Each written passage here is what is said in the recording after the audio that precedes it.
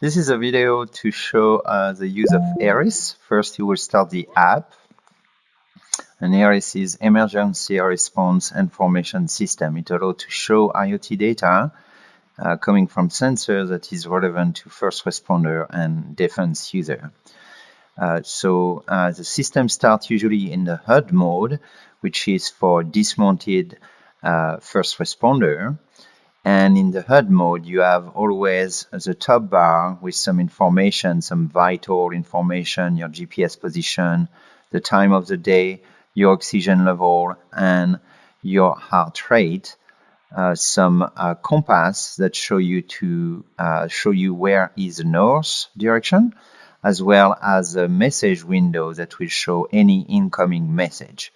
You have a middle button menu which allow you to open some detailed window that show you more information or select some option. And we'll set some option very shortly.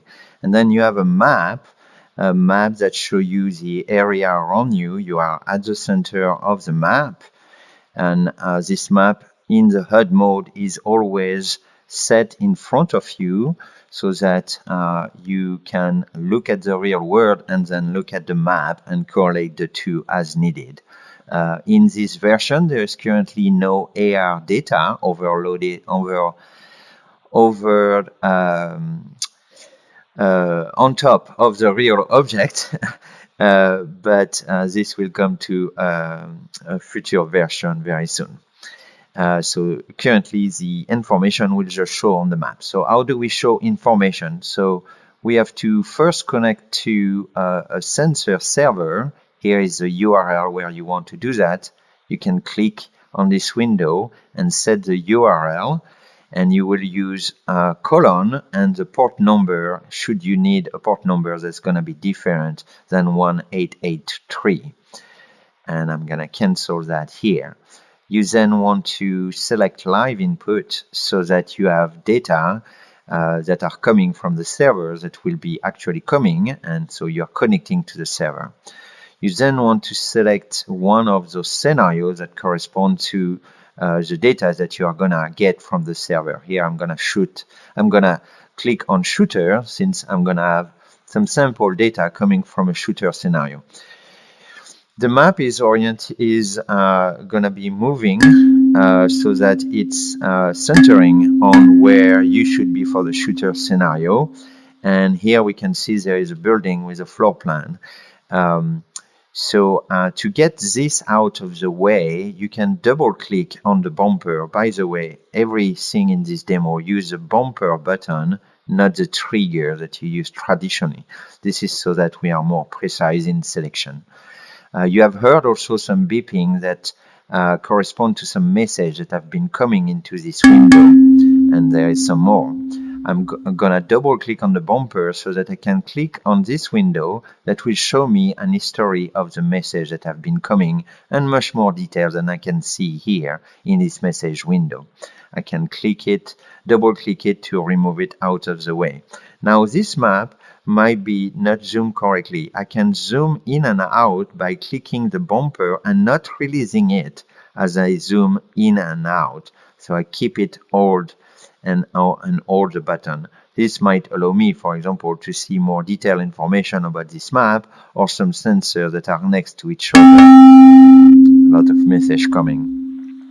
I'm gonna now select the sensors that I want to see. Remember, we have selected the sensor server. We have selected the scenario that we are interested to receive data from, and then these are the sensors coming for this specific scenario. So, for example, I want to see if there is people that have been detected, and here now I can see some pins on the map that are attached to location on this floor plan, and I can see for each one of the sensors there is a people number, so that corresponds to this people detector.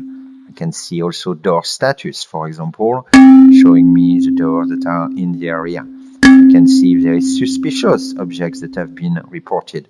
By the way, if you click on the sensor rather than just hovering onto it, this information will stay on it. You click again, it goes away.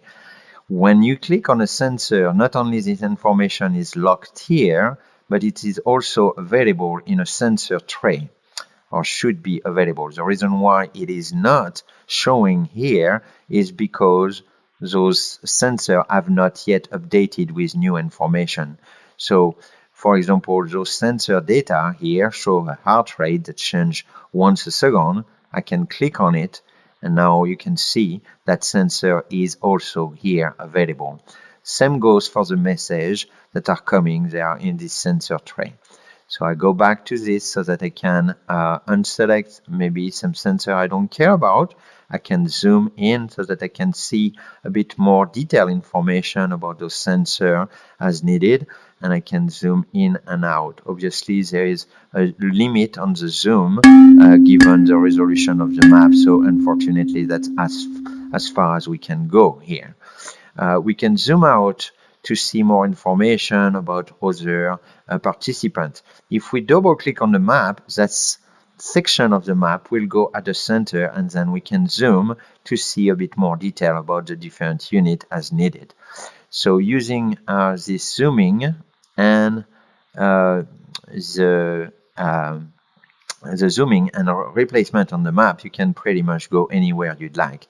There is actually another building here that is interesting to watch, where there is also another event, and I'm gonna zoom in as I'm getting closer to this area and see what might be happening here. I can see I have many other first responder here. I have a map as well. And this is going to actually trigger me to change mode, because in the hologram mode, I can actually get closer to the map. You see here, it's a bit difficult to get closer and see this information. The map is always trying to set in front of you so that it's getting out of the way and not in your field of view. So I'm gonna change to the hologram mode. As I do that, now you can see the map show me exactly the same information, but I have now the detail windows that is attached to my wall, as well as this map is now attached to the ground. So this allows me to zoom still and see this floor plan in a much bigger way, first of all, and then I can actually go there and read the label, which I was not able to do just before in the HUD mode. So now I can see there's different officers here, their GPS location are being updated, and some of them have drawn their weapons. So something must be going on here that I should pay attention to. So for example, I can go back to the menu where I will select the door status, and I can see the door status for now many different areas on this floor plan. So that might be useful to be able to see what might be going on. I'll go back to the responder vital, the people detector, so that I can see if there is anybody in the area that I need to pay attention to. And there is here some suspicious object. I can see that there is probably some explosive device that has been reported around that area. And there is some message that have been coming. I might want to check what they are. There's some new message saying that there's some unit that just have been, and there is a gun shot in the lobby. So anyway, this is how you use ERIS, and you can use it in both hologram and HUD mode.